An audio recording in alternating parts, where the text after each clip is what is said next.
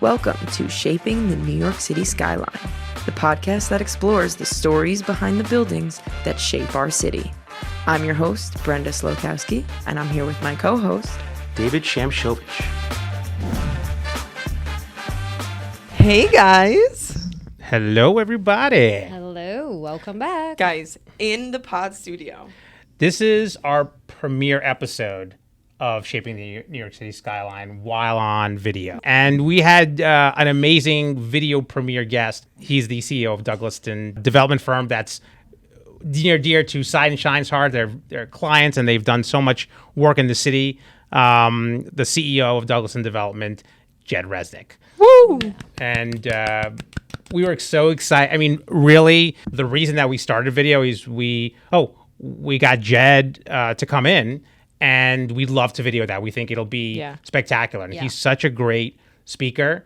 A lot of the people that we've had on this show come from families and, dynasties or those in the business. They have some leg in the business. Not everybody, but a lot of them.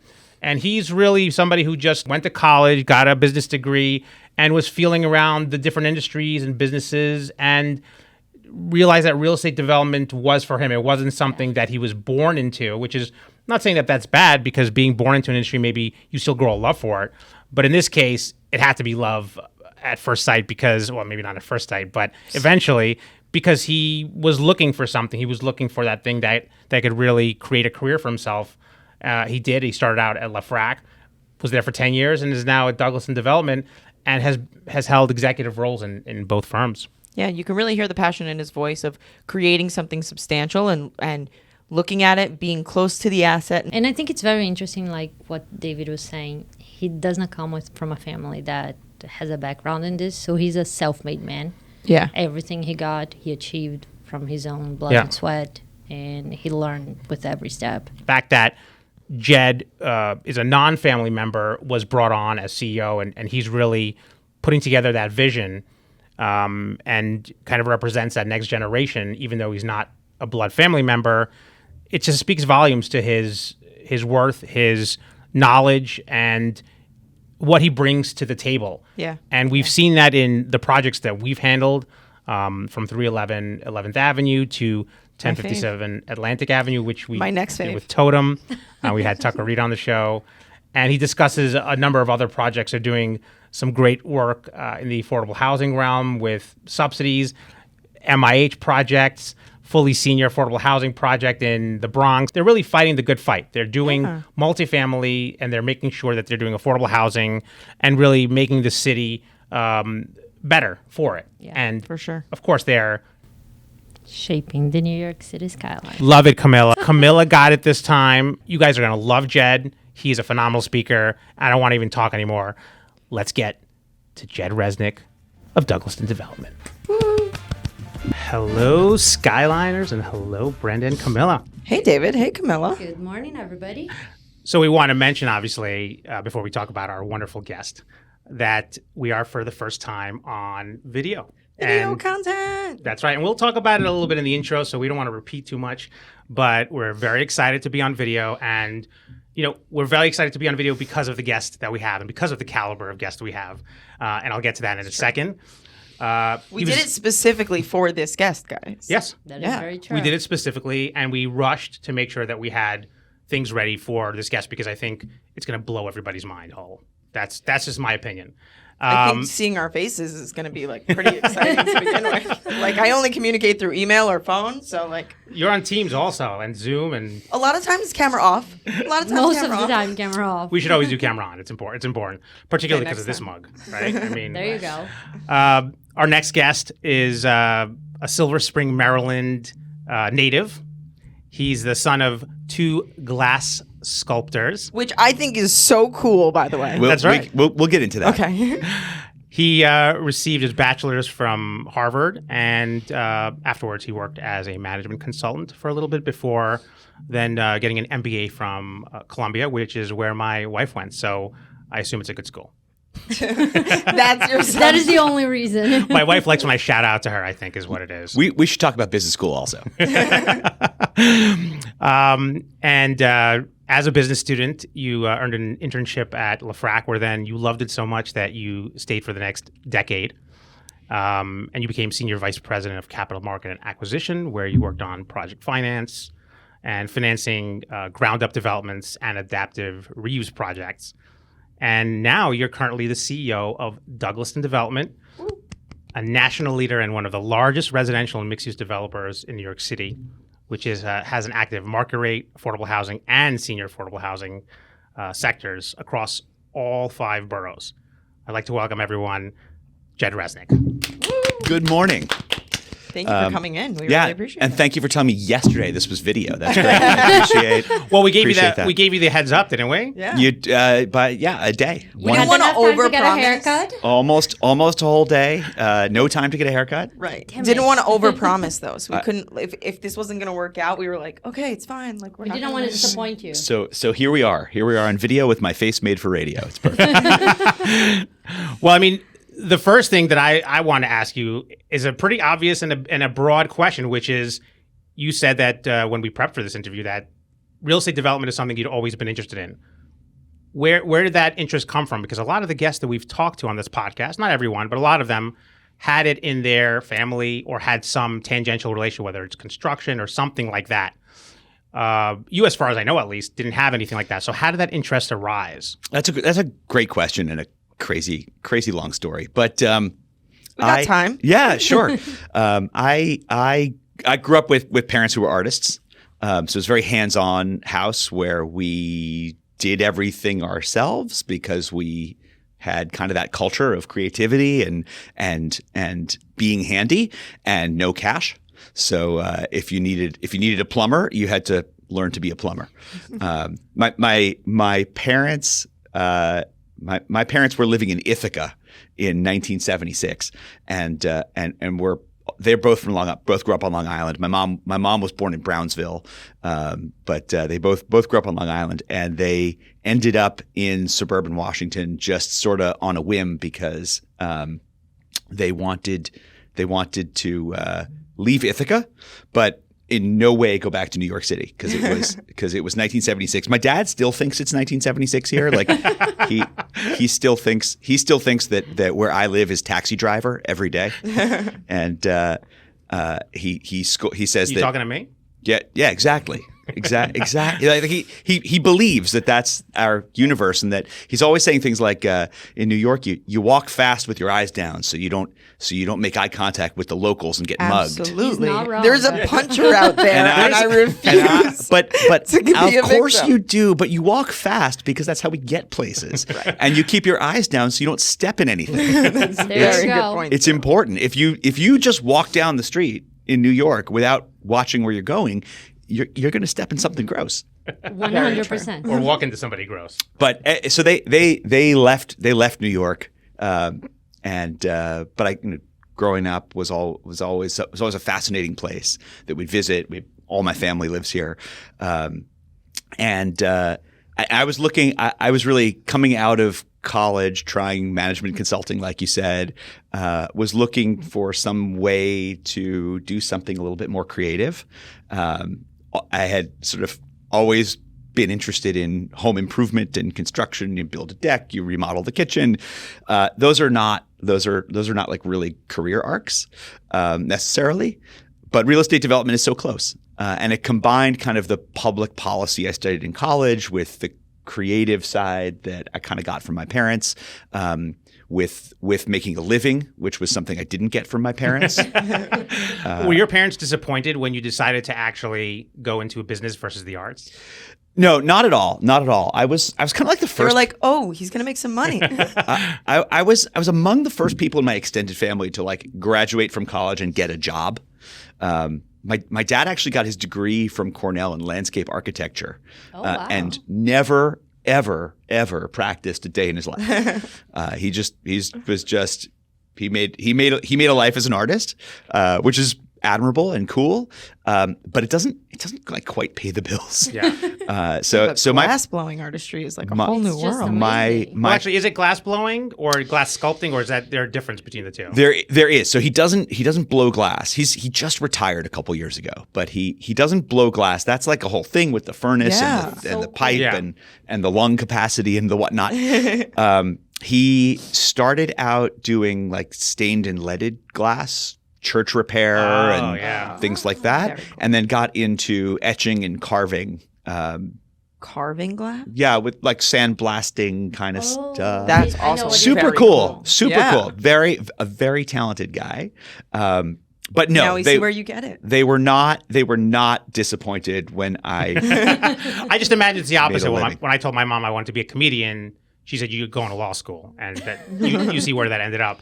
So I just thought the opposite would be true for people who grew up in an artist's family. So when you're an angsty teenager, you figure out how to hurt your parents. I used to tell my parents that if they like didn't give me the car keys, I was going to become a Republican lawyer.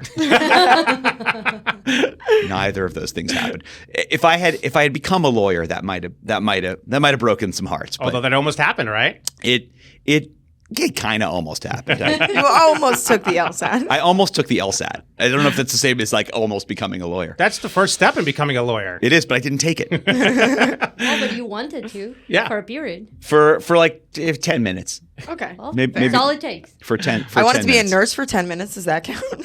I had a bunch of roommates who were taking the LSAT, so it seemed like you should take the LSAT. Yeah, I mean, I think that makes sense.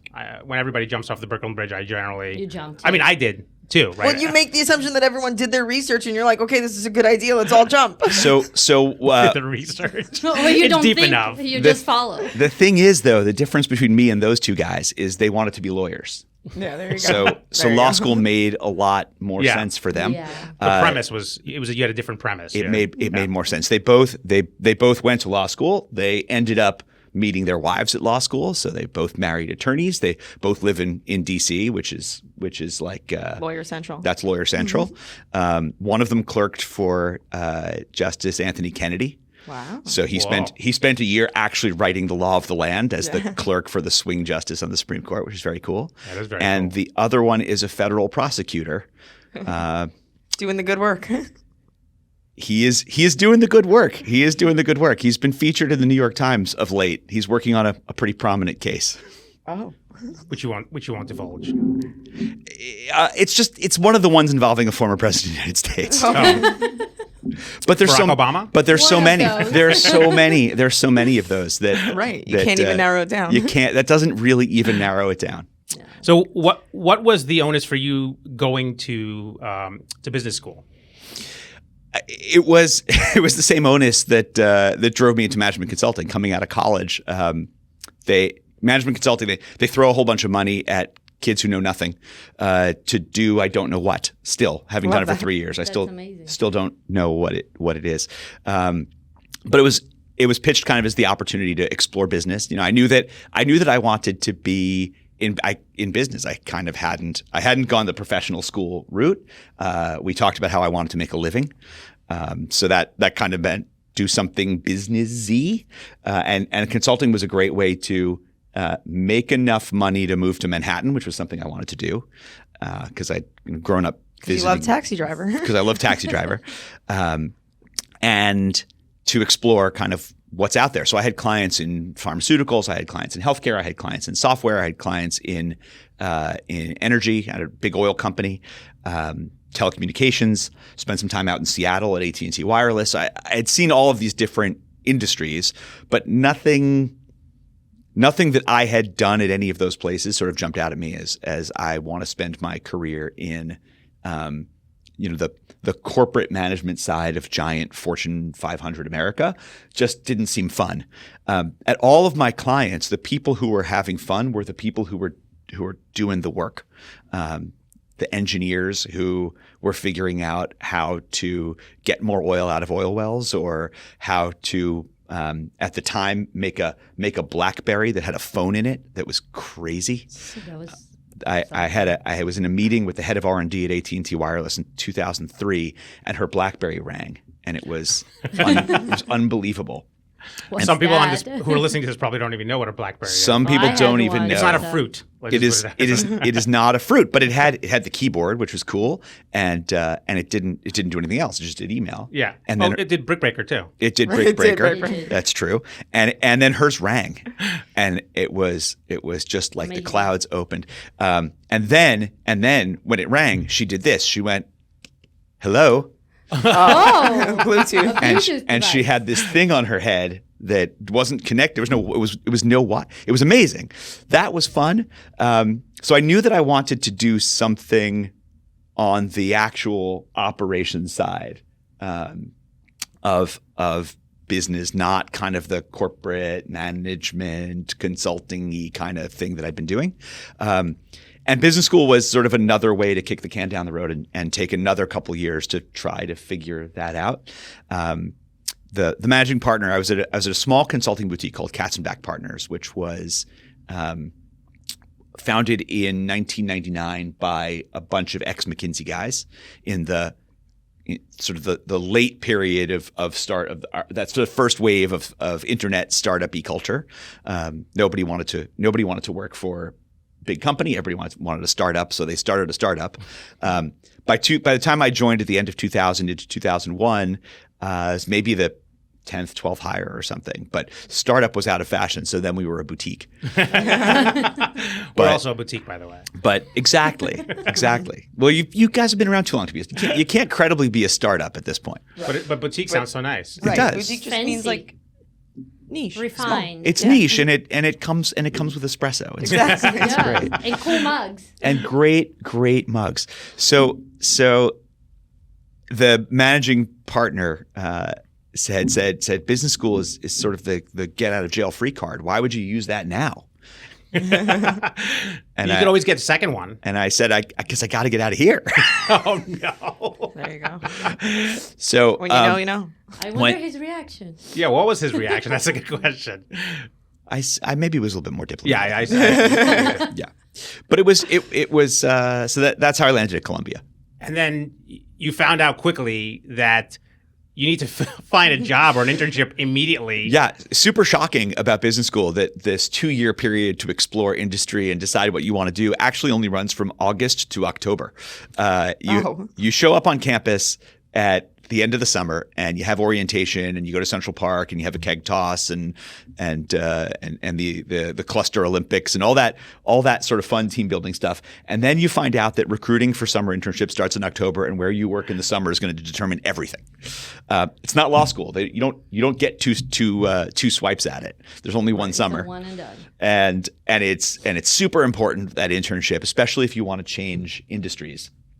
So that gives you about 6-8 weeks to figure out what you're going to do.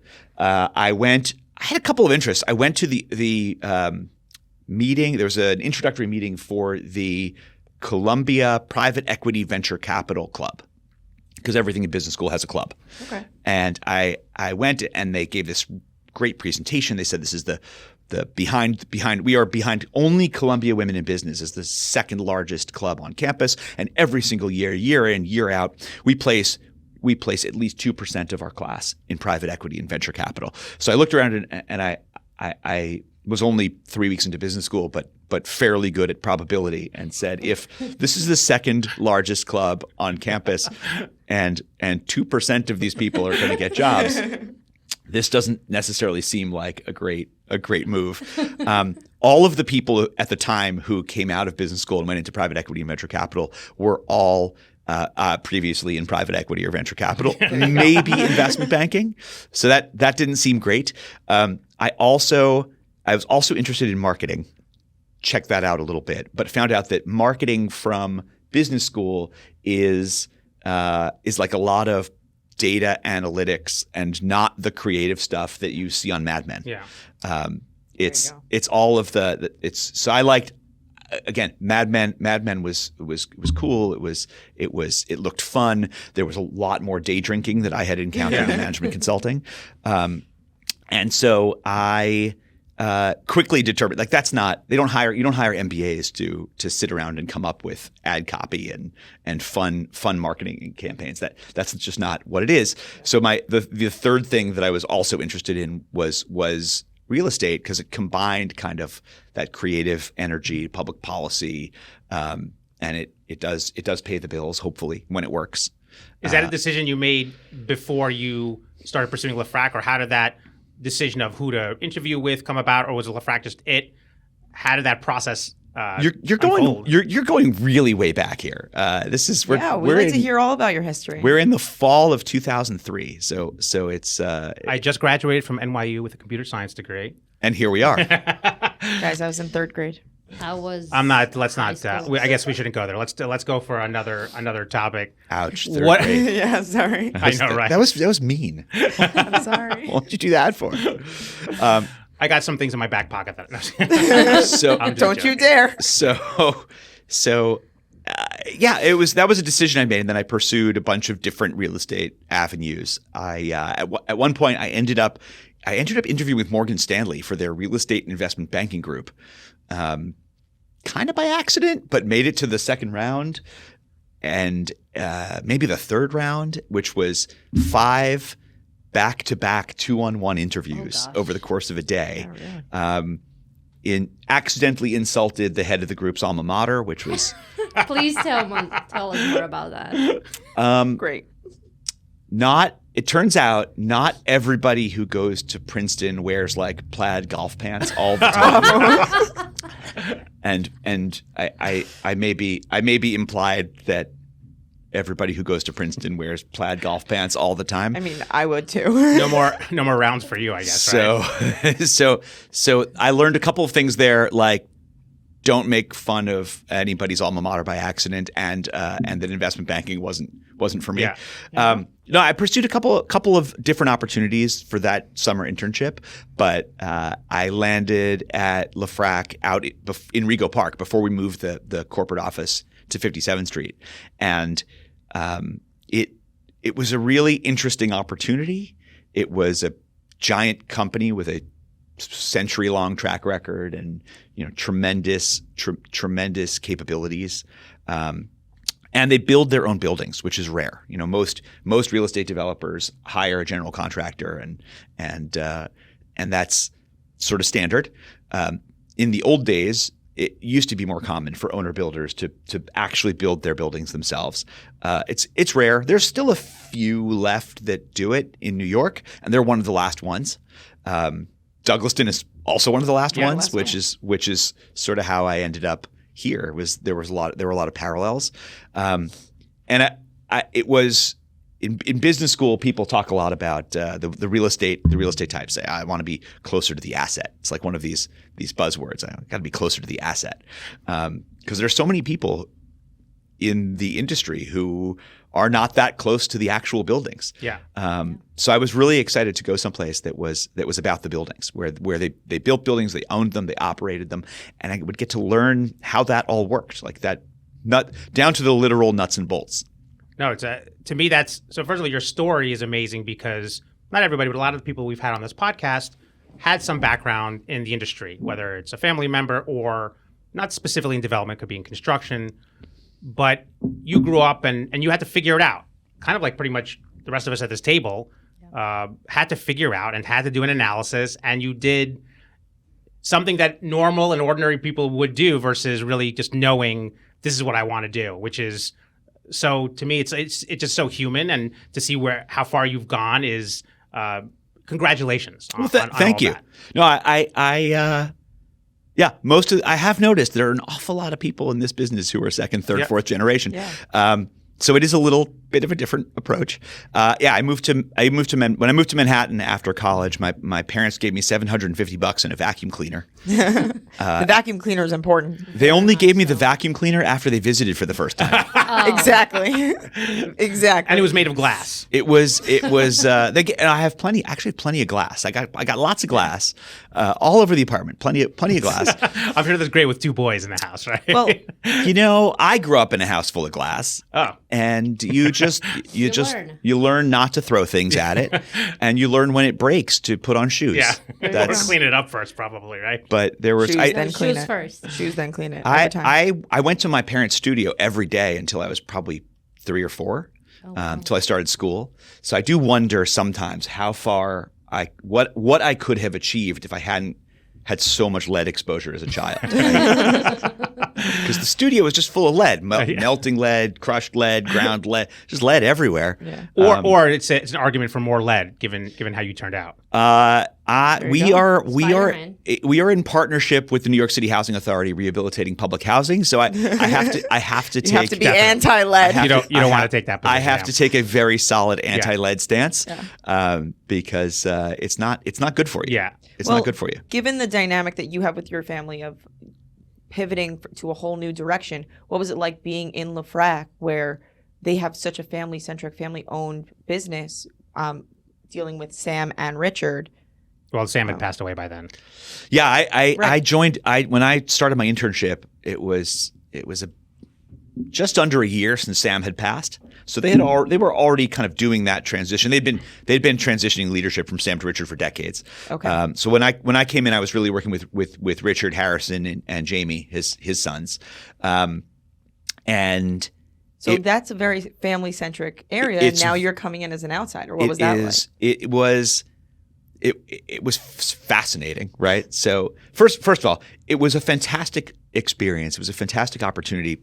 They were wonderful people. I had great rapport with all of them, sort of from the jump, and it was really wonderful to be able to sit kind of with these people who had been raised in it and had New York City real estate in their blood and understand how they think about things in the very long term.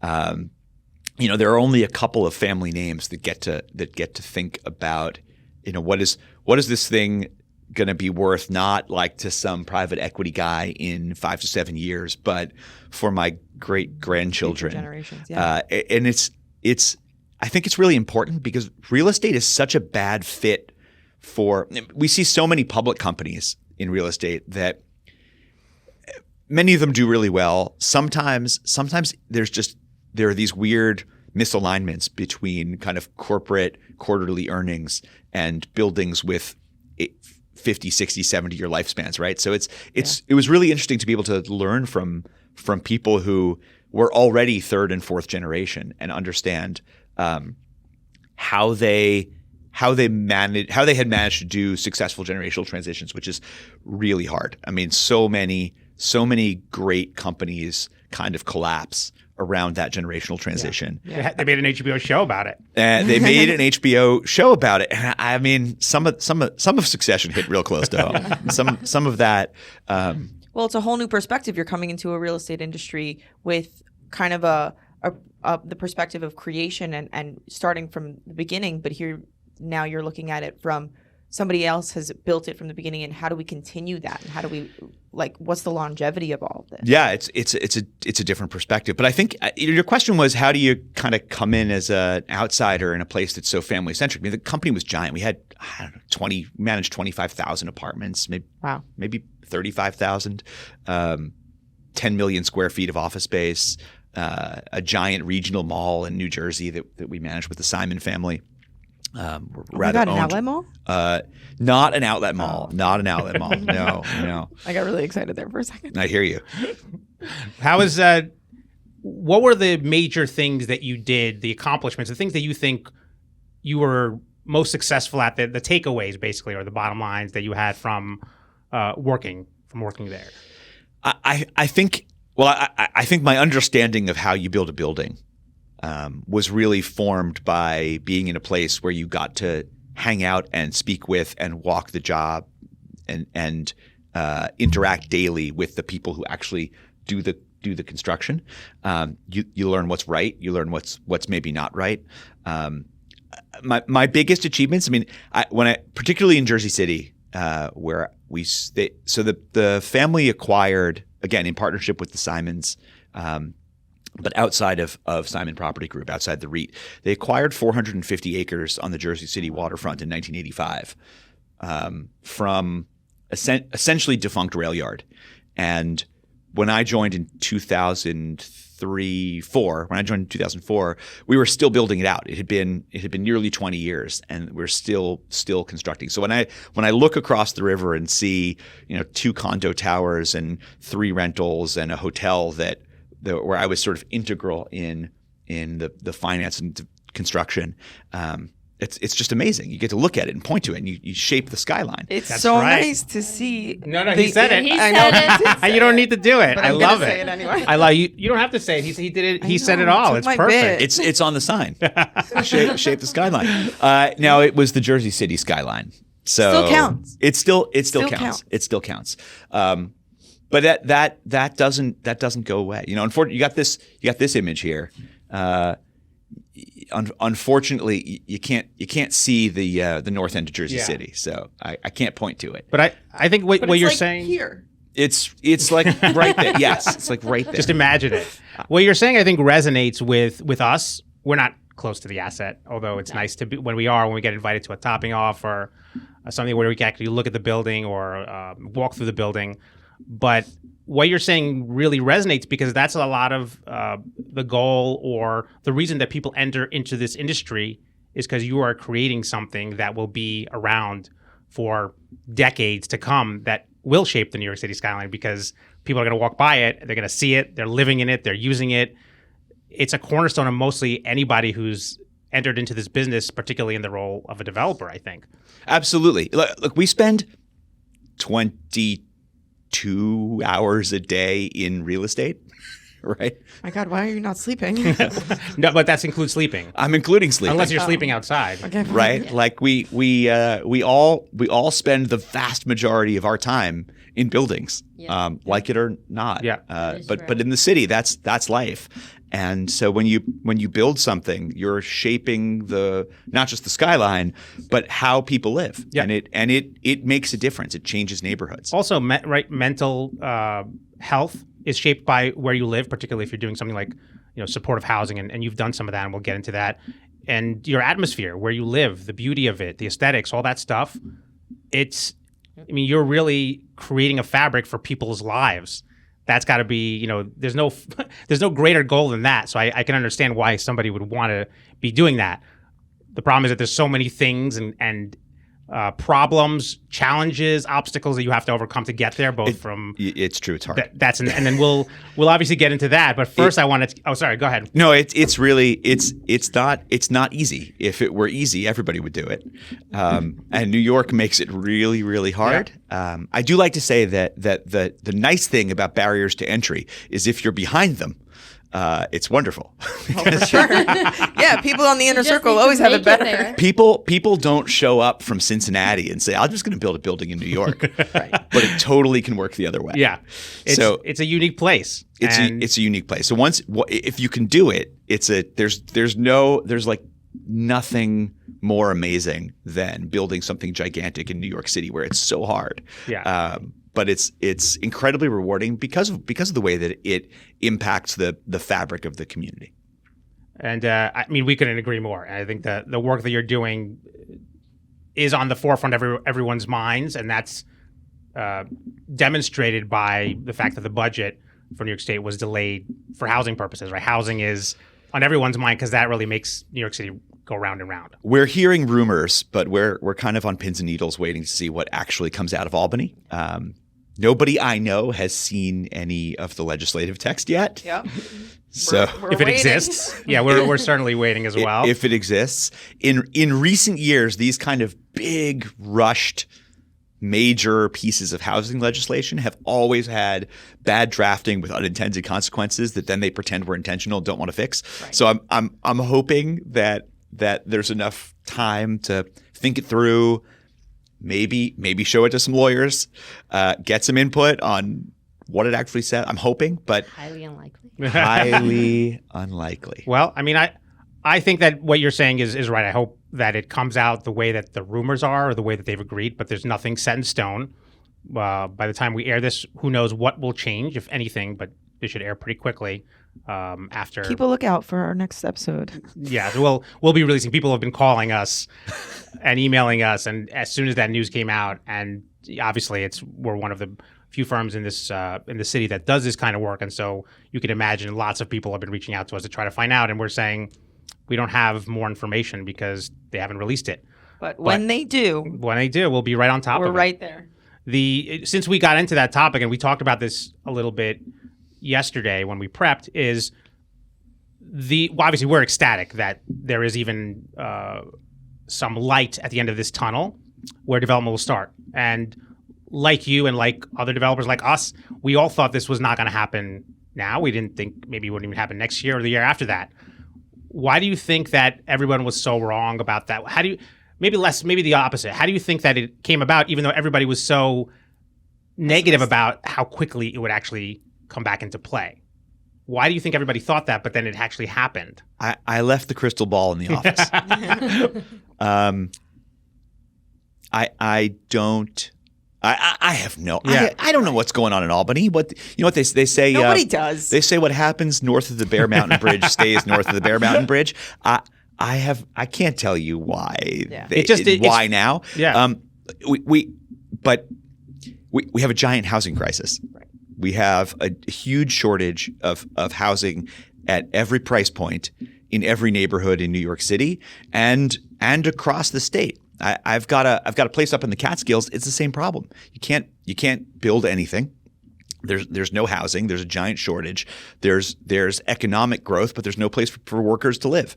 It's a giant problem. So the non-cynical piece of me would like to say, why now? Because we have a public policy problem and we need a public policy response.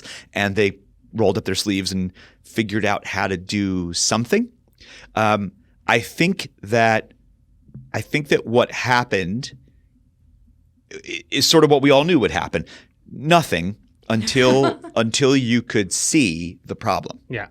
Because I find when I interact with not just elected officials, but with very competent, very experienced public staff, I find that there is a little bit of a lack of communication and education. Like we're guilty of this as developers. We haven't done a really good job of explaining what we mean when we say, well, that doesn't work. We're very quick to say that doesn't. It just doesn't work. I can't do it. It just doesn't work. It's a branding problem. That's what this podcast is all about. It's a branding problem. When you actually dig into it, right? It doesn't work is a little bit. It's a little bit glib. What we really mean is this project, based on its costs and based on its potential cash flows, doesn't produce enough net income to service the capital that I need to build it. Right. And when you break that down, people can understand that if the building isn't going to produce enough cash flow to cover the mortgage, they understand that the bank won't give you the money because everybody has a house. And everybody understands that if you can't afford to pay the mortgage, bank's not going to lend you the money. It's a little bit less clear that people understand how equity works, but that equity is exactly the same. That the institutional equity investors that we need to pay for these things, because buildings here are very big and very expensive, and nobody has enough change in their couch cushions to just pay for it. You need institutional equity. They're looking at the same thing and saying, after you've paid the mortgage, is there enough money left to pay me? And if the answer is no, you can't raise the money. And if you can't raise the money, you can't build the building. And they will still invest in real estate. They'll just do it in Nashville where the returns are higher. Yeah. So there's when you actually can get somebody's attention for sort of the 10 minutes it takes to break it down, there is a compelling case that I think elected officials in New York State want New York State to be competitive. I don't think they want all of the housing investment dollars to go to Austin and Nashville and Denver. They want to be competitive. I think it's just a little harder to educate them on how things like tax abatements and zoning incentives translate into financeability, and that financeability is not about my profit margin as a developer. It's about the just simple go, no go. Can we raise the money to build the building? Because if you can't raise the money to build the building, you just can't do it. So I think leading up to the expiration of 421A, the feeling among public officials was, you all are saying that you're not going to build the buildings, but you always just build the buildings and it'll be fine. 421A expired in June of 22. Nobody filed any new building permits since then. Right. Construction is grinding to a halt. And that was what it was going to take to get people to understand that we meant it. It's not that we don't want to build buildings. That's what we do. We actually just want to build buildings. We just can't. We just can't. And they didn't believe that we couldn't. They thought that we just kind of wouldn't, or maybe we would figure it out and do it anyway. But then we stopped. And we stopped just because we couldn't get the money to do it anymore. We closed our last 421A rental deal in May of 2023. We had grandfathered 421A from the prior year. We had a fantastic side and shine opinion that they would issue an opinion when the time came. So we were comfortable that we qualified. And it was a very specific project out in Brooklyn that we had absolute confidence that would get finished by 2026. And we did a lot of work convincing our debt and our equity that they should have absolute confidence that it would get finished by 2026. And that was it. But it was that was it. After that, there was no more capital for rentals. Yeah, because lenders were worried that you wouldn't make it, and so you weren't getting unless you're getting some private lenders, but the big institutions weren't lending. They weren't lending, and there's some. It's depending on your capitalization, depending on how far you can get by the deadline. Your senior lender maybe would come out okay if you didn't get your tax abatement in full, but somebody in the capital stack was going to lose money. Yeah. And if that totally binary, you're 1 day late on construction and now I don't get repaid dynamic is in place, you just can't get the money. Yeah. And you can't even blame them. This is obviously an issue that I guess could be in the past, assuming that they extended, which they're thinking to extend the deadline for about 5 years, is what I'm hearing. How is that going to impact things? You think more people the lending will start happening again, or the issues that you've talked about, I guess publicly, about the cash crunch, lenders going for more mezz loans because they're getting better interest rates, things like that? Is that still going to come into play, or do you think developers will be able to get more loans to build their buildings? It's a complicated question. I think what we're hearing is that there's a 5-year extension that may be coming for projects that are already qualified. Fingers crossed. And that are not pursuing the 30% at 130 AMI affordability option under Affordable New York. That would be fantastic. What I think it will do is it will restart a whole bunch of projects that got mothballed. Yeah. A lot of Gowanus rezoning got stuck with this. Yeah. Goodbye EST, right? We looked at right. The 1 month that they gave you to prepare the submission wasn't enough? We looked at a bunch of projects in Gowanus. We looked at a bunch of projects in kind of the Two Bridges neighborhood in Manhattan, in Greenpoint. We really looked at a lot of things trying to find our last 421A rental in 2021, 22, 23. And at first we were concerned about can we get in the ground and in the program by 2022, and then we were concerned, can we finish by 2026? And a lot of the time the answer was no. So there are tens of thousands of units in projects that got mothballed that are now financeable. Yeah. You asked a second question about the state of the capital markets. I believe that will work itself out, right? We're keep waiting for rates to come down a little bit. But I believe that there's a path forward. Eventually, the capital markets right themselves. Eventually, equity players come back in the market. I think we need a little bit more interest rate certainty. We need a little bit more certainty around values, because with interest rates rising quite suddenly, people stop selling things. And when they stop selling things, there's no price discovery. So there are some things we have to work out. I believe that there's so much demand, and rent is so high, and occupancy is so high. I've never seen 100% occupancy before in my career. It's been nearly 20 years. This is the first time over the last 3 years is the first time I've seen buildings operating literally at 100%. Yeah. There is so little supply and so much demand that the market will figure out how to finance high quality projects if it is not binary. And that 2026 deadline just made it all or nothing. It's gonna be great, or you're gonna lose a boatload. And that's not like that coin flip when you're talking about construction is just nobody can take that risk. Yeah. And the lenders weren't saying we can't take the risk because it's a coin flip and you might be a day late. They were saying, in order to take the risk, you need to be able to finish 6 months, 9 months, 12 months before the hard deadline where we lose our money. And by the way, it's also full recourse. And full recourse if we lose our money. Yeah. And nobody can do that. So I think it is there's a big first step.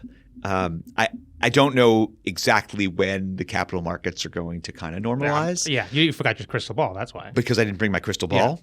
But I do think that it's a critical first step to have the time to figure it out. Yeah. So if we have 7 years to figure out how to get these projects done, That changes things. it really changes things. If you look back historically, there's almost never been a 7-year period in New York City real estate where the cycle didn't right itself.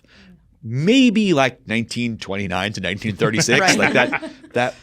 But since certainly since I started paying attention in 2003, 2004, there's never been a 7-year period where there wasn't a good time to build rental apartments in New York City. And I'm including 2008. 2008 was very rough in a lot of ways, but certainly it didn't take 7 years to recover. So I think just having the runway means that problem will get resolved. Is it this year? Is it next year? I don't know. No, I mean, I fully agree with you. And one of the other things that we discussed yesterday was one of the issues that you had with it, which I think is spot on in terms of the wages and the issues that can transpire out of that. I don't know if you want to elaborate on that in terms of construction costs, which are astronomical at this point, and if the wages get even higher, that could potentially undercut the ability to build, despite the fact that there's a new program. Right. So there's been a lot of negotiation between REBNY and the Building Trades Council about how the wage rules would apply. You guys know better than I do. Under the old 421A program, there was a minimum, an average wage requirement, a little higher in Manhattan, a little bit lower in kind of waterfront adjacent Brooklyn and Queens, that you had to hit an average site-wide wage to qualify. And those numbers have gone up, and they've been changed from an average to a minimum. So whereas before, if you were paying operating engineers a lot and painters a little, it kind of all came out in the wash. Now every worker will have to make that minimum wage. It could have a very significant impact on construction costs. Construction costs is already very, very high. So we're in a city where materials are expensive, labor is expensive, and has just gotten more expensive because of these potential proposed rules. Land is expensive. It's just math. So the higher the costs get, the harder it is to pencil projects out. So we'll see. It's hard to say. I think this prevailing wage aspect of it comes back to our branding problem of they don't understand that if you increase this prevailing wage, if you make it a minimum and it's not an average, then you're not going to be able to pencil out, and then you're not going to build. You're just not going to build. Yeah. And so that's always a tough sell for the unions. Some of them understand and we build predominantly open shop, and we have got a great track record. We have great relationships with the unions, and we bid competitively for union and non-union labor. Typically, we find that you do get what you pay for with union labor. Like it is higher quality, and they charge more per hour, but can often finish the job in fewer hours. So it can be competitive. But also, the unions have been more willing to compete in recent years because they understand that a discounted labor rate is better than not getting the work. Yeah. And that's what it will be a shame if in the end we have to stop building because of wage requirements. But I can't tell you sitting here exactly how the math pencils out, which neighborhoods can support the higher wages, which ones can't. There are so many variables. Yeah.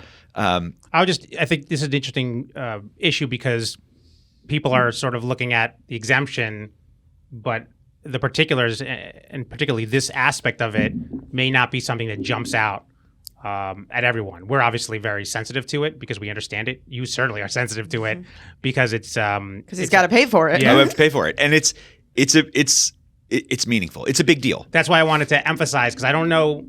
There's been a lot of articles in the news and about the wages, but I'm not sure that people understand that nuance, especially if you're a listener that doesn't necessarily do development work. You don't have to do development work to understand that if you go from, I don't know, pick a number, $60 average to a $60 minimum. Oh yeah. That means potentially that, I don't know, half the workforce has to get paid a lot more, which is fantastic. But it will impact. It impacts the math. Exactly. Every action has a reaction, and the reaction here could be that you can't build as a result. And I hope in the end where they settle isn't something that makes it unworkable, because we desperately need a mixed income tax abatement in New York City, because 421A is the only tool that we had to build affordable housing in high opportunity neighborhoods. We really can't, because we do everything, right? We rehabilitate public housing in partnership with NYCHA. We do 100% affordable, publicly subsidized developments. We do mixed income rentals. We do condominiums. We kind of play across the whole menu, and we'll continue to do all of those things. But 100% affordable housing, built with low-income housing tax credits, with tax-exempt bonds, with city and state subsidies, those are all scarce resources, and there isn't enough money in the city and state budget to replace all of the affordable housing that 421A and MIH as a partnership create just by directly subsidizing construction. Yeah. That's one issue. Yeah. We build plenty of affordable housing in the outer boroughs where it's all based on public subsidy. Issue is not just that there isn't enough money in the budget to replace mixed income housing with 100% affordable housing. The other issue is that when you assemble the capital stack to do affordable housing, you can only afford to buy land in South Bronx, outer Brooklyn. You can't buy prime New York City land in high opportunity neighborhoods and raise enough public subsidy to be able to build 100% affordable housing there. It just doesn't. Yeah. It doesn't work. So we do it, right. We have projects that we and you said I have to correct you. You had said earlier we were in all 5 boroughs. We actually are currently only active in 4 boroughs. Oh. Wait, I know which one it's not. It's not Queens. It's not Queens. I knew it. It's not Queens. It's not Queens. You're right, and that was even in my outline too. It's not Queens. Yeah. Nothing against Queens. You got to find us something in Queens, need the opportunity. so we can say all 5 boroughs. But we have 100% affordable projects in pending right now in Brooklyn, in the Bronx, Staten Island, and Manhattan. Yeah, and Manhattan. And Manhattan. But all of those are either on free land from the city or state, or land that we could acquire in the private markets at Bronx prices. Yeah. To me, these projects are so interesting because you have such a mix going on. Like presently, as we sit here today, you have a number of high-profile projects which are all impressive and all have a different story to them. And you had alluded to one of them, which was on 2850 Webster Avenue, which is the Senior Affordable Housing Project, and the Hell's Kitchen fully affordable project that you referred to. My interest is in how do you, and I know that these were subsidized, they had bond financing, low-income housing tax credits. The Senior Affordable Housing Building had money from HPD SARA program. How do you determine what to do a fully affordable project? Because obviously the numbers and the profits are different. And how do you actually put that deal together given its complexity? I'll take it one step further and ask you, how do you determine which programs are right for you? What are the determinative factors that you look for and you say, okay, this is a great program and let's implement it here? And I'm going to interrupt and say all those questions are significant, but essentially just talk about those projects and how they came about. It's not really specific questions. Those questions obviously are important, but just like, how did they come about? Because it's so interesting. How do you determine to do it? Which ones are RFPs? Which ones are city land? How do you put this stuff together? Not details, but something like that's not the broadest question ever. That's a lot. You really load a lot in there. You guys, good thing you're not litigators. Used to be. That's an intentional choice, I'll tell you. 100% intentional. Clearly. So it's every single site has its own unique challenges and its own unique infrastructure, and what goes into making this turn into that is that's like the magic, and it's hard to put your finger on it. The answer, the real answer to all of those questions is I have great people who understand this stuff way better than I do. But I really don't believe that, I'll tell you. Come hang out. You'll see. We've got a great team. I'm really no, I think what Brenda's saying, that obviously we know you guys have great teams. Shout out to Steve Charno and Graham and all the amazing people, and Ben, all the amazing people at Douglaston. But I think what you really meant to say, Brenda, was that you probably are being more humble and right. I'm not doubting the effectiveness of your team. Let's move on. Moving on. But so which sites are affordable versus mixed income? That's super straightforward. Yeah. It's all a function of land value, and a function of local market rental conditions, which are of course related, right? So in a neighborhood with extremely high rents, you have to pay a lot for land, and if you have to pay a lot for land, you need to build expensive apartments on it. Now, if under MIH and 421A, so mandatory inclusionary housing, which you guys always help us out with. Anytime you rezone land in New York City, it comes with an affordable housing requirement. And if you marry that with a tax abatement that has similar affordable housing requirements, you get to build a really big building with nice top-of-the-line apartments. You're building in neighborhoods that command high rents, and those high rents subsidize the inclusion of low-income housing. And it's a beautiful marriage. What I was going to say before was that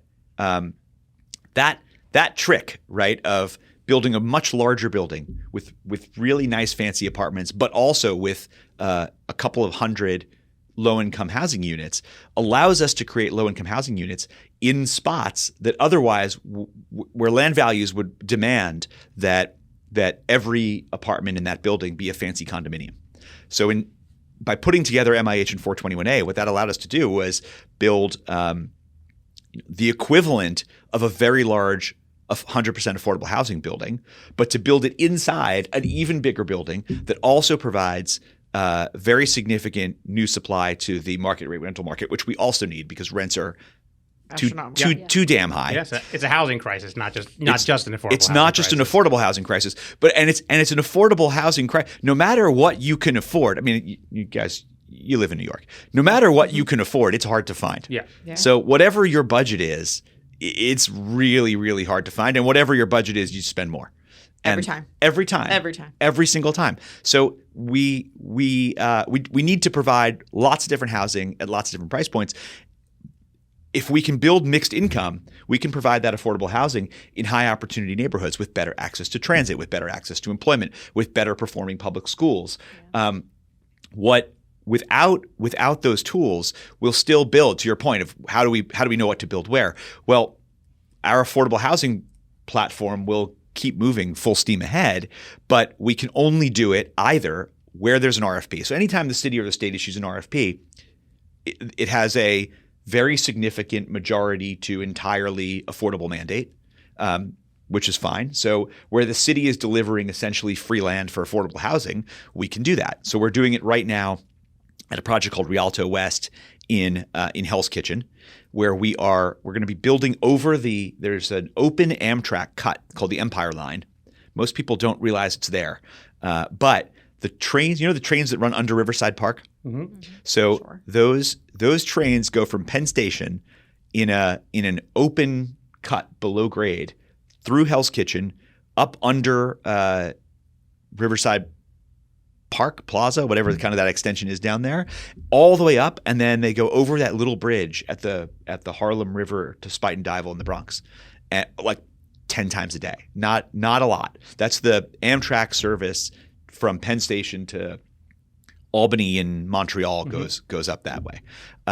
So we're going to be decking over a piece of that rail cut from 48th to 49th Street for 100% affordable housing.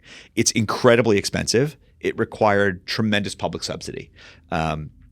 And it took a very long time, but it was an RFP. So we can do that. In the same Community Board 4 in Manhattan, last year we completed 311, which is one of my favorites. Which is a beautiful building. It's 938 units. It's 635 feet tall, just south of Hudson Yards on 11th Avenue, the whole block from 29th to 30th Street. Yeah. That building contains 235 units that are affordable at an average of 60% of the area median income.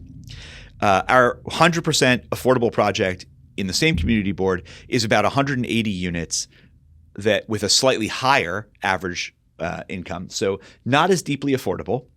It's not as many units, about 180 versus 235. It requires tens of millions or more of public resources to get built. Whereas at 311, we delivered a larger number of units with deeper affordability without a nickel of public subsidy. And what makes that work is the upzoning combined with the tax abatement. Yeah. And I'll actually say that that's one of the first MIH upzonings that our office had done. So it really helped us get our foot in the ground, jumpstart into the area. And Alvin Shine, one of our founders, actually negotiated that agreement. And the agreement says it's one of the earlier agreements, so it doesn't give you the opportunity to TCO as much as other projects now because HPD has refined their agreement. Yeah. So it's a great project, and I loved working on it. Yeah, I mean I'm fine with that agreement too. And I remember it was the first MIH one that we had gotten taken to approval of the application, and specifically Alvin was negotiating. At first, it said you can't get a TCO at all for anything. And then we're like, what do you talk? How's that even possible? You can't. I mean, especially when one of the requirements is executed leases for some of the units. Yeah, you can't have no TCO. And so eventually, HPD just landed on 75% because it was 75-25, right? Not rocket science. Now, obviously, it's a little bit different because any floor that has an affordable unit on it, then you can TCO it. But if that wasn't the first MIH that HPD did, it probably was close to it because they hadn't had that point figured out. It was very early in the process, and it's super fantastic. It's a beautiful project. It's amazing, and it's what's the lease up status right as of today? As of last night, because I get the daily report. As of last night, we've leased. So there are 938 units total, 235 affordable, 702 market rate. We've leased almost all the affordable, and we are at 695 out of 702. So you have less than 10 market rate units available there. That's great. Now we've been moving people in since October of 22. So we're now into kind of second generation leases. As of this week, we have 15 units available that have vacated. So if you're listening and looking for an apartment, we have one. It probably won't last very long. It won't last long. I mean, but that means that we have, out of 702 units, we have about 22 available. That's ridiculous. Impressive. Which is fantastic, but it's not great for New York. Yeah. Right. It's great. It's great for that project. It highlights the demand in New York. Yeah. The demand is insane. Yeah. And we just need more. We just need more supply. So it's really I encourage, by the time this airs, we'll probably be Your least. That's yeah. it. Mhm. Well, when is this going to drop? I think it'll probably Early in drop- the month or late in the month? I think it'll be probably mid-month, right? Mid of Mid-month, next month, yeah. like either the first or second week of May. Yeah, it'll be slim pickings by the second week of May. Yeah. Yeah. There you go. Yeah. So First, we're gonna have to update the notes in the podcast to make sure that people understand what the yeah. and then we'll give you your, of course, cell phone and personal information. Personal information, yes, because We did have a podcast guest who did that, and I was like, "Are you joking me? You're going to give out your personal cell phone number?" Yeah. that's not a good idea. Because I don't, speaking of which, Have you had a stalker? Is that what you're going to talk about next? no. So we got some press about this building because it has shaped the NYC skyline. Stop. No, I You're love really it. killing me. I'm just saying. That's awesome. Again, it's not in this picture. No, we have to just still imagine in it. this area? It's Should we bring it up? it's right. So you've got Brian Park there is blocking. You could just bring it up, Brandon. yeah. Why don't you bring it up on the screen? What do you mean? The keyboard and mouse are in the Yeah, that seems private studio. That seems challenging. We got a lot of press, and people just come out of the woodwork. Friends of my wife reached out to her and said, "How do I get in on that lottery, that affordable housing lottery? What can you help me out with the lottery?" And I had to tell people, no, that's not how lotteries work. right. You need to income qualify, number one, and number two, it's a lottery. Yeah. Like I don't. It's not like we stand there and I put like a slip of paper in. Slip of paper out of a bowl. Right. It's not like that. We get that. I mean, at least I do. I get that question more often than I'd like. All And the time.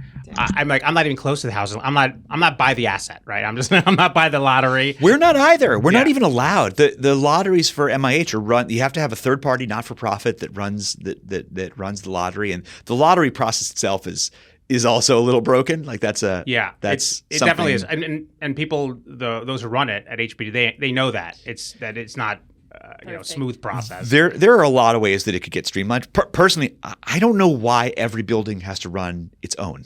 I would think that it would make sense if you're in the market. I would think you should just enter a lottery and there should be one giant wait list. And because if they call you up and say, "Congratulations, you've won the lottery," you can rent an apartment at 311. The exact same apartment upstairs is getting $106 a foot, but you can have it for $27 a foot for life.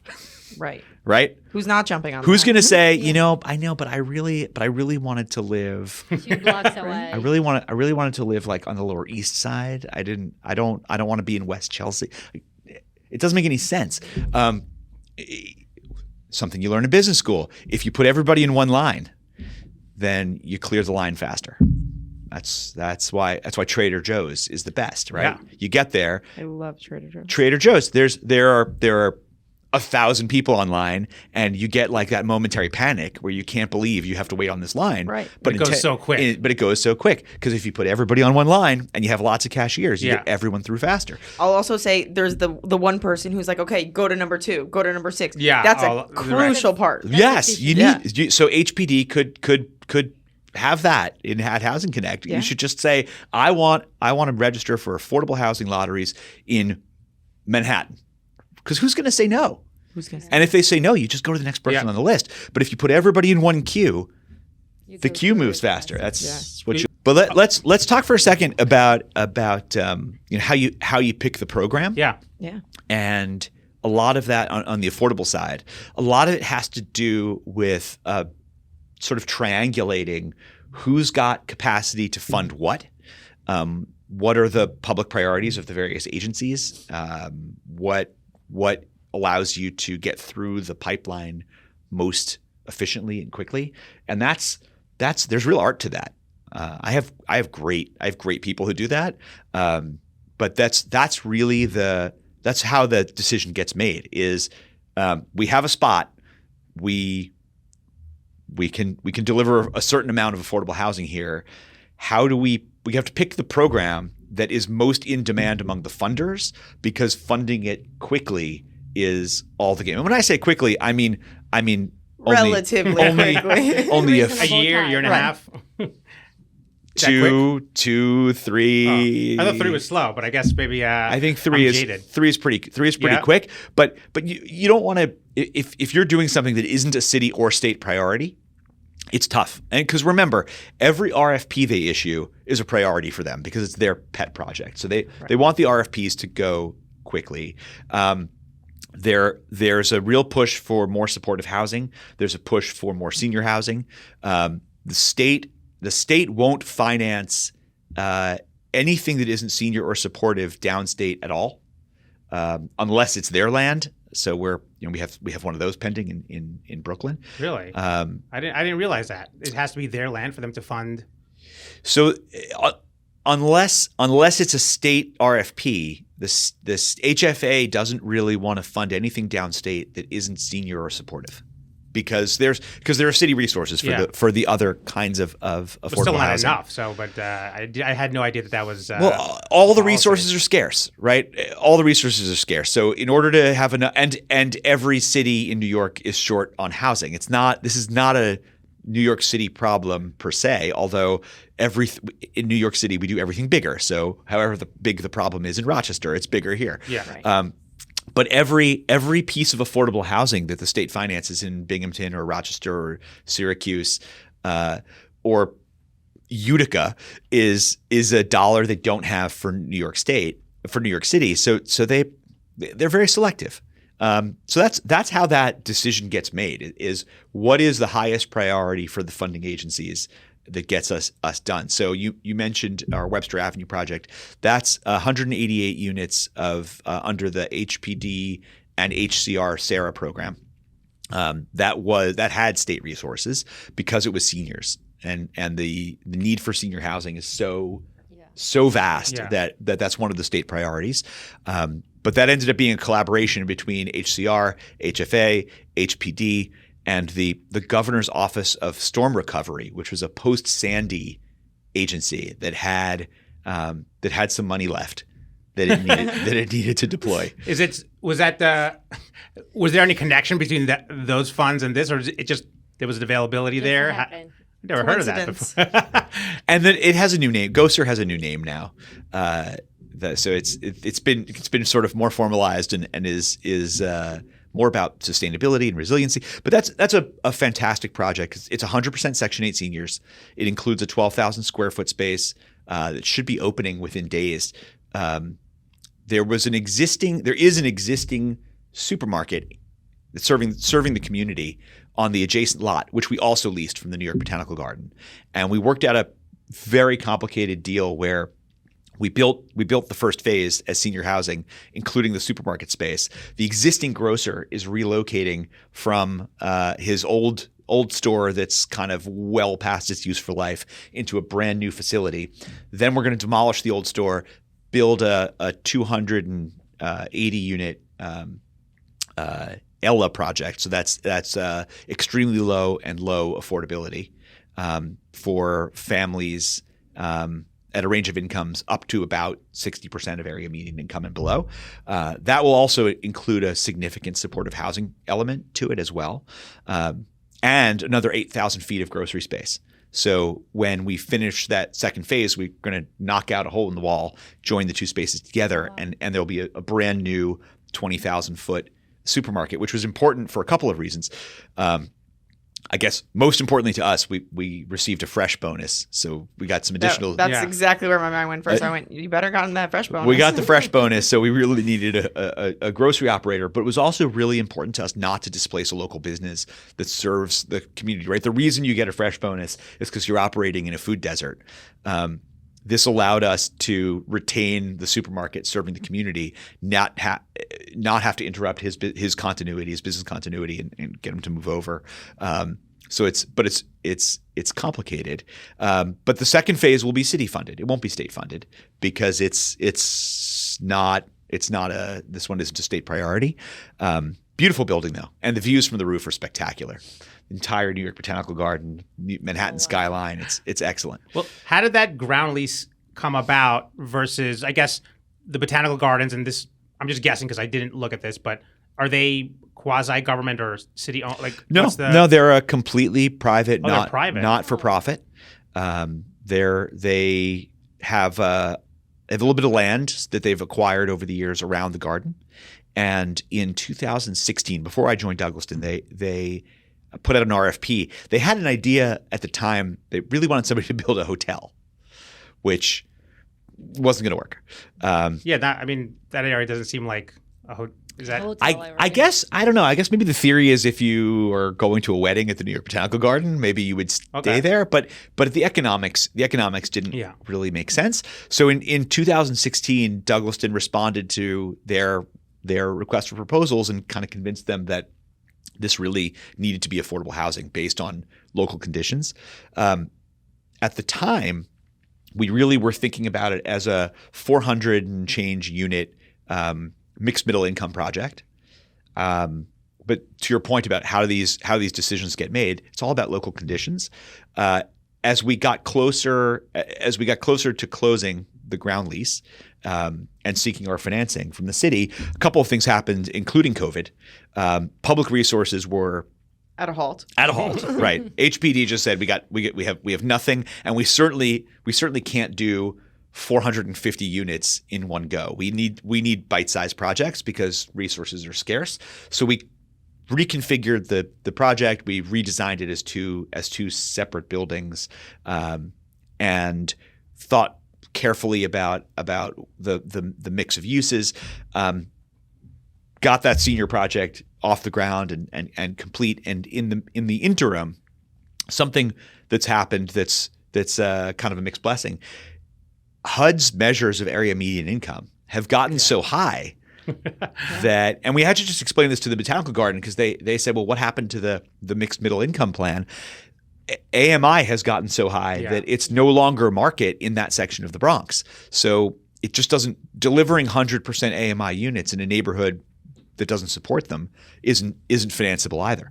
So conditions change, the rules change, funding appetite changes, and we have to stay flexible and stay smart. Well, that's how you expand on your longevity. You've really implemented a plan to ensure that Douglaston continues to evolve and create that longevity for your company. We do, and we're always looking at new opportunities. There's a lot of talk now. There may be a tax abatement coming. We hear rumors. Fingers crossed. For office conversion, which is something that we have been waiting for. We've looked at a number of interesting conversion opportunities and have not been able to pencil out the finances, paying not just full market rate taxes on completion, because we have some sense of where that should land. We know that if you build a Midtown South apartment building, we have some sense of where taxes end up as a percentage of revenue. But really hammers those deals is paying the full taxes from assessed back when it was a full office building. Paying that for 2 or 3 years while you undergo conversion just adds $20, $30, $40, $50 a square foot to the construction cost. So we're excited about that. We're always looking how the market's changing. Our work with NYCHA, with the Housing Authority, is something that we've just entered over the last 5 years. We've competed for a number of it's called PACT. It's the Permanent Affordability Conversion to Get Something. Actually have conversion together. Conversion together. Permanent affordability conversion together. Permanent affordability commitment together. Permanent affordability commitment together. They love. These government agencies, they love their acronyms. They love acronyms. Ella, Sarah. There's a new Mimi. Yes, a Mimi. Somewhere in City Hall, there's somebody like in a room with no windows like this who just comes up with acronyms. It's about branding, right? New. They got the job that you wanted as a marketer. Exactly. They came up with PACT. So we've done. We're going to be closing our second PACT deal. Hopefully next month. We're currently rehabilitating in partnership with L&M, Dante's and SMJ. We're rehabilitating the Linden houses and Pennsylvania Wortman houses in East New York, which is super meaningful because our chairman Jeff Levine lived there as a child. Which is amazing. That's an amazing story. So did Lloyd Blankfein. of Goldman Sachs also lived. I'm glad you said Goldman Sachs, so we had like blank stares on our I face. was Right? so lost. I was like, maybe this is an age Context, thing. yeah. Former head of Goldman Sachs, Lloyd Blankfein, also lived at the Linden houses. Humble beginnings. Humble beginnings. Amazing. How did that partnership with NYCHA come about? So this is an Obama era HUD program called RAD. Oh, we Yeah. love another Another one. acronym. The Rental Assistance Demonstration. I don't even understand what that means. But it's rad. But here's it's a nationwide thing. But NYCHA has really embraced it. My understanding is that most of NYCHA's portfolio, which is something like 140,000 units, it's a giant portfolio, is funded by Section 9, which is basically means that every year Congress has to appropriate money to fund the New York City Housing Authority and a lot of other public housing authorities across the country under the Housing Development Act of 1937 or something. I hope that's right because that sounded very very specific. It's definitely 1930s. This is like a New Deal era thing that like created HUD. Okay. It goes back a long ways. I don't know much about the legislation, but I do know that every single year since 1937, Congress has not voted to appropriate enough money to the New York City Housing Authority. Every year. And the reason is super straightforward. There's like 415 congressmen who don't care about the New York City Housing Authority. Which party are they from Not again? Both. surprising. Both? It turns out both. They're from both parties. It's again back to our branding problem. Nobody So- understands we need more money. So if you represent New York City in Congress, doesn't matter what party you're from, you care about funding NYCHA. If you don't represent New York City in Congress, it doesn't matter what party you're from, you'd rather see that money go somewhere else. So NYCHA has never gotten enough federal subsidy ever in any year since it was created, and it shows. It shows. And that's the reason why these kind of partnerships are crucial. So what these partnerships do is this gets a little wonky, but what you do is you convert these projects from Section 9 to Section 8. So Section 9 is public housing. Section 8 is the famous HUD subsidy for private housing that we all know and we do. Everyone's big fans. Everybody's a big fan. But in order to do that, it has to be private housing. So what we do is we form a 50-50 joint venture with NYCHA. And that 50-50 joint venture signs a 99-year ground lease from NYCHA. So we lease the housing project from the housing authority, where they retain a 50% interest in the ultimate economics. And we sign a very detailed set of regulatory agreements and control agreements that dictate how we're going to run the place. It stays permanently affordable. Nobody's displaced. And that allows us to sign a 20-year Section 8 contract. And that Section 8 contract allows us to go out and get a real mortgage and fund the substantial rehabilitation of public housing, because the deferred maintenance needs are gigantic. Yeah. So it allows us to create clean, safe, habitable, dignified that are privately owned, and then it's communities kind of, that not are a fallacy, but it's like a workaround so that it's privately owned technically. It is privately owned technically, which allows us to get the Section 8 contract. And the difference between Section 8 and Section 9 is once you sign a contract with HUD, that's a full faith and credit obligation. So the federal government, my brother works for the Treasury. Full disclosure, right? He got the inside track. He explained this to me. He said, so once you sign a contract with the federal government, the Treasury has to pay it, right? It's like a bond. Yeah. The Treasury has to pay it. If Congress doesn't appropriate funds for the Treasury to pay the government's bills, they have to go borrow the money in the bond market to pay. But if it's just an appropriation like Section 9, Congress can just decide So they could just decide they're not gonna pay. Well, Section 9 is that's public housing. They can say we're just giving NYCHA half of what they need this year. They can just do that. But they can't. But Congress can't vote not to fund the federal government's obligations. Now, setting aside the shenanigans in Congress and government shutdowns and debt ceiling and all, at the end of the day, these long-term government contracts must get paid. Yeah. And that certainty is what allows you to get a real mortgage, issue bonds, and completely gut renovate communities that have been really neglected for a very long time. Yeah. And it's really fulfilling. It's really interesting work. It's hard because you're trying to essentially build an airplane while you fly it, because these buildings are full. Right. So to gut rehab a project with 2,000 apartments while people live in it is not super easy. I mean, I would want to understand how that happens, and I'm not going to go too deep into that, but how does that happen? And also, ground up development is really where you guys are at, right? Not everything, but ground up development is really, at least as far as I know, the things you guys are really doing a lot of. How do you decide to pivot a little bit, or maybe I just don't know of other projects where you guys are doing gut rehabs or alterations? No, this is deep in the company history. We did plenty of preservation work way back in the day. It's been a while. So ground up New York City multifamily is our bread and butter. But as NYCHA ramped up the PACT program, it just made sense. It was an opportunity to do something a little bit different. This gets back to your question about how do you pick what to do where. Right. NYCHA's funding pipeline is separate from HPD's, which is separate from HCR. So plenty of opportunities. So we need to diversify the kinds of projects that we're doing with the different funding agencies to keep, because otherwise you're competing with yourself for a closing slot.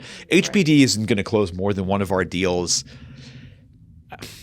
I'm going to say, per closing season, so twice a year. Yeah, but even getting 2 in a year is hard. Like you guys have lots of clients. And most of them probably have trouble getting 2 HPD closings done in a year. Yeah. I mean, for a Douglaston Development, it's easier, sorry, Brian, but for a Douglaston Development or for a LeFrak or for someone that has this track history, it's a little bit easier. But those that don't have the same name recognition, the same experience, I think it's even hard. It's even harder. It's really, really hard. So we have to keep in order to keep our affordable housing platform going, we have to diversify the funding sources. And so this brought together the opportunity to leverage what we do really well, which is build things in a kind of a new way that directly improves. Look, if you ask me, in many cases, it would be more efficient to build new public housing and start over. Yeah. That's not politically viable in a lot of cases. So we need to do this, but it's a way to really make a big impact on community. I mean, like I said, we're fixing up the place Jeff lived as a child, right. And it's been, I'm not going to say how long, okay, because he might listen to this. Sometime. I hope he listens to us. By the way, shout out to you, Jeff. Hi, Jeff. But it's safe to say that there are a bunch of critical infrastructure systems they haven't fixed since he moved out, and so this is a phenomenal opportunity to do some real good, and at the same time to have a line of business that's not dependent on competing with ourselves for HPD resources. No, I think it's wonderful, and everybody's always hearing about these NYCHA buildings that are so dilapidated, calling the city the worst landlord. To do this kind of work it's amazing. There are some challenges certainly with the housing authority, but in their defense, 140,000 units is too. I was at a lunch. I was actually at a lunch with Eric Adams during the campaign. Ooh. I was about to say, David, even I know who he is. It was a small, intimate gathering of senior affordable housing developers, and somebody made the great point, because we started talking about the housing authority. What are we going to do? Somebody made the great point that gathered around that table were 6 or 8 of the city's leading operators of affordable housing, developers and operators of affordable housing. Not one of us had a portfolio that even came close to 140,000 units, and not one of us could. We all have management companies. My management company can't run 140,000 units of public housing. It's too much. So the idea that a public housing authority can be effective as the city's largest landlord it's too much work for any one organization. That needs to be kind of carved up, and you need to bring in fresh talent and create some market incentives to deliver real quality. The impact on the physical plant and on the quality of life is real. And just by turning management over to groups who just don't have as much on their plate and can focus is important. It sounds like a really good benefit of the PACT program, actually. Yeah, the state implemented the Housing Preservation Trust for NYCHA, which is sort of intended to do the same thing without bringing in the 50% private partner. I'm curious to see how it works out. Without the private market sensibility. I'm curious to see how that goes. If you figure that out, send me an email, because honestly, I just like the whole purpose is to transfer a little bit of it into the private partner to make sure that you're taking some of the load off of NYCHA and so privatization, as you know, is a dirty word. It's not privatization. It's public-private partnership. But the value of the private part of the public-private partnership is bringing private market expertise and bringing in the profit motive that gets people to do a better job for the residents. We haven't talked very much about our project out at 1057 Atlantic Avenue, which is another side-in project, guys. Which is another side-in project. And you guys bought that from, or I'm not familiar with the entire transaction, but I know you bought either a owning stake or purchased it from Totem, and is it BB? Yeah, they did a fantastic job assembling the site, getting it rezoned, advancing the design development process, and most importantly, getting that 421A pile driven. Yeah. Totem, friend of the podcast.